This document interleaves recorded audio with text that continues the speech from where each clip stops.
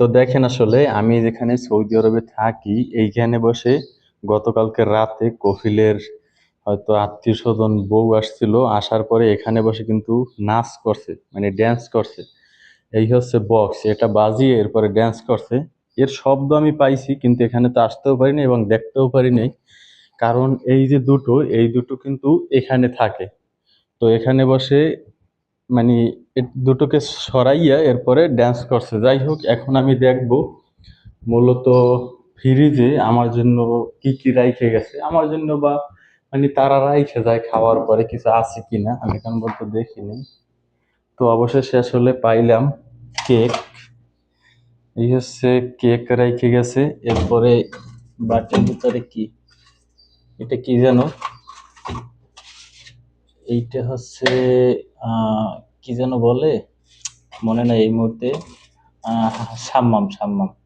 আর ওই হচ্ছে চকলেট। এইদিকে কিছু আছে, মানে বাদাম, কাঠবাদাম এগুলো। এদিকে আছে একটা মুরগির ডিম। তো এটাকে নিয়ে যাব, আর এই কেকটাকে নিয়ে যাব, আর হাম্মাম ওইগুলো নিয়ে যাব। যাই হোক, তো চলুন এখন দেখাবো আজকে সৌদি আরবে কত পরিমাণ যে খাবার নষ্ট করে সেই ভিডিও। হয়তো গতকালকে রাতে এরা এগুলো রাইখে গেছে, তো মন দিয়ে দেখতে থাকুন। তো সৌদি আরবে আমি যেখানে কাজ করি, গতকালকে রাতে কফিলের ছেলে মেয়ে বউ যা ছিল সবাই আসছিল। আসার পরে সারা রাত পার্টি করছে। এরপরে মূলত যার জন্য ভিডিওটা ওপেন করেছি, দেখেন ওখানে মুরগিতে তো খাবার খাইতেছে, ওগুলো মনে করেন বাদ দিলাম।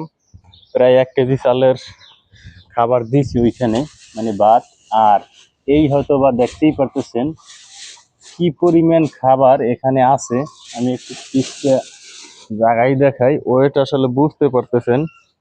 এখানে মিনিমাম 4 কেজি চালের ভাত আছে, 4 কেজি না হলেও 3 কেজি চালের ভাত আছে। তো এরকমের প্রতিনিয়ত এরা খাবার নষ্ট করে। এর আগে শুনছি যে সৌদি আরব খাবার নষ্ট করার মানে বেশি, সৌদি আরব খাবার নষ্ট করে। তো এখন আসলে সম্পূর্ণ চোখেই দেখতে পারলাম। কি আর বলবো, আপনারাই কিছু বলেন।